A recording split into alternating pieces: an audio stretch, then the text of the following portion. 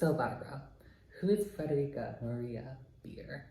She's a fashionista, a patron of the arts, and a beautiful, dutiful wife. Well, that's mostly true. Mostly.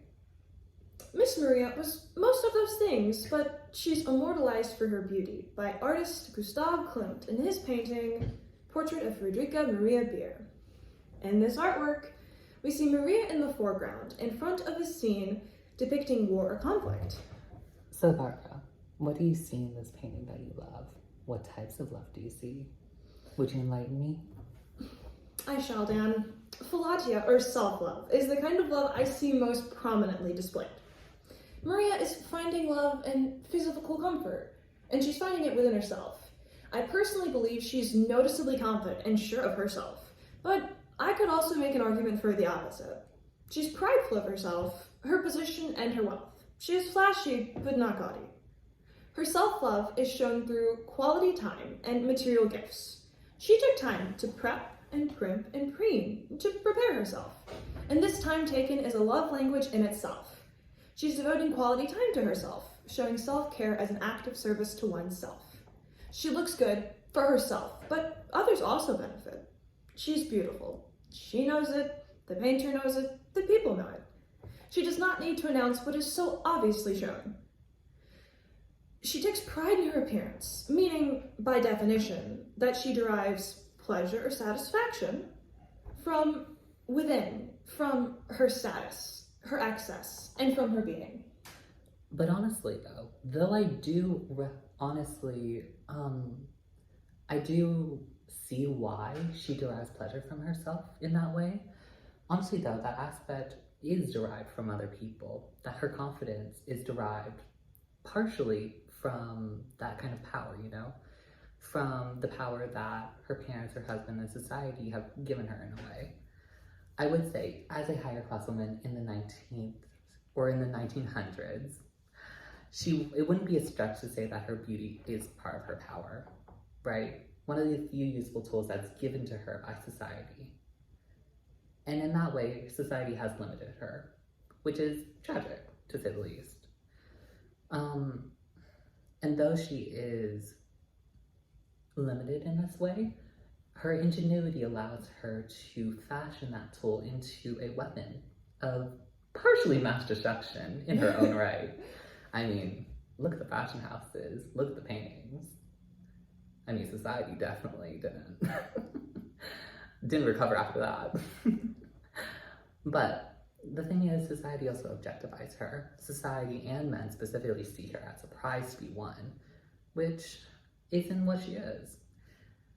But in that aspect, she uses that against them to create more opportunity for herself and to better herself in society and to get to a position where she can not rely on society or men. Right? Yeah, I think she is striving for independence.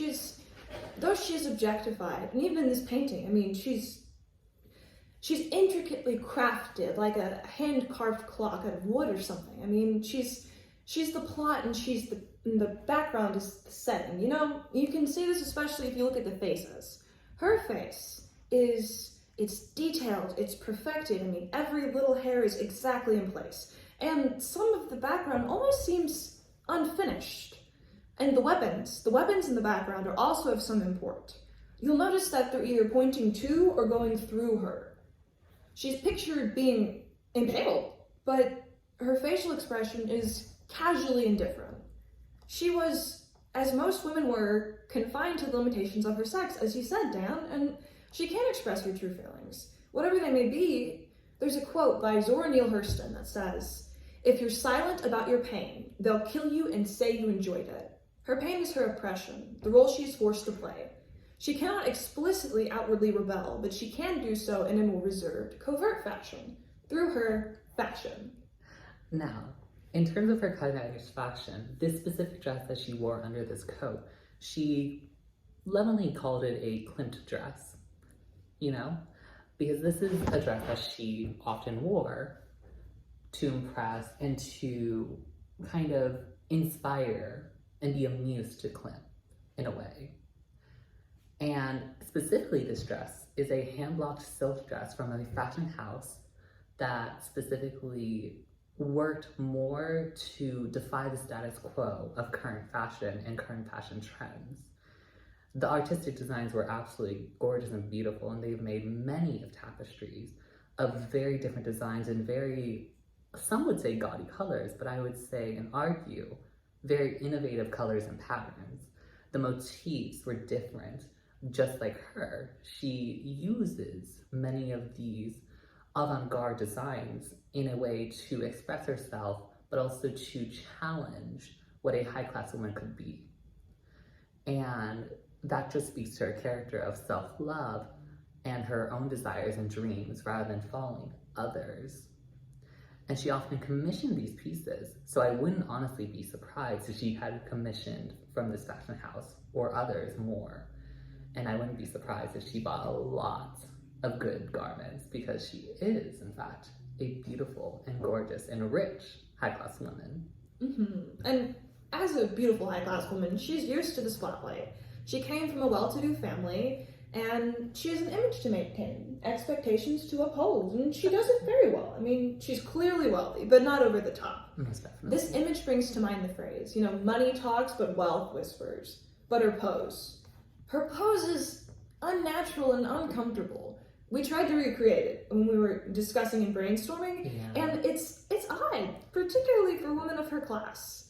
Well-off women of the time would have went to finishing schools, or had a governess. They would have been coached on how to be a lady, how to be a proper woman. Think balancing a book on top of your head while walking. She's not standing up straight as one would expect, and it's another way that she defies social norms. It's difficult and unnatural for her to hold this pose. She has an unnatural element about her. And with that unnatural element specifically, the way that Gustav often depicts his women give this almost ephemeral and ethereal quality to a lot of them. Almost all of them have extremely pale skin and this very bright rouge on their cheeks. And for Fredericke specifically, in the context of these weapons impaling her perhaps, one could argue that she perhaps is more rather spirit or ghost in a way. And it kind of hits on this uncanny valley in a way. A being that is so pale, that is so human-like. And through this pose, which is so unnatural, it's human, yet it's not quite there. It doesn't look human enough in a way. It mimics humans, but fails to do so convincingly. Fredericke looks like a ghost in a warring scene in this time period specifically. And in this time period, the time period in which this was created, the 1900s, somewhere in there was World War I going on. And it could be a reference to that specifically. And it's obvious that Clint sees her in this way, in this ethereal, beautiful, almost never-ending way, yet ephemeral. Although I do have a good rabbit hole, I forgot. I have to go paint my tortoise. And I also forgot that my shoe fell into a river. With that, we must part, but remember, be swift to love and make haste to be kind. Bye!